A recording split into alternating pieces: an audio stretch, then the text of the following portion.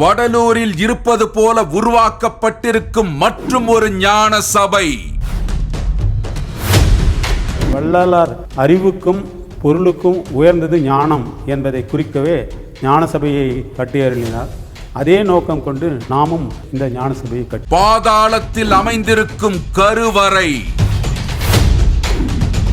பசிக்குதுன்னு நினச்ச உடனே பக்கத்தில் இருக்கக்கூடிய ஒரு ஆசர் ஐயா சாப்பிடுவாங்க அப்படின்னு கூப்பிட்டாங்க. நேருக்கு நேராக உங்களை நேராக பார்க்குறேன்ல, ஒரு நொடியில் விபூதி வச்சுட்டு போனார். தொண்டு செய்த பெண்மணிக்கு அருகிலேயே அடக்கமாகி இருக்கும் மகான். இந்த அம்மாவுக்கு சமாதி செய்து 48 நாளைக்கெல்லாம் அவரும் சமாதி ஆகிட்டு விட்டார். அவருக்கும் வில்வம், அருகம்பில், விபூதி இந்த 3ஐயும் செய்து உட்கார வைத்து இங்கே சமாதி அமைக்கப்பட்டிருக்கிறது. வள்ளலாரை பின்பற்றி நடக்கும் ஆன்மீக ஆச்சரியங்கள்.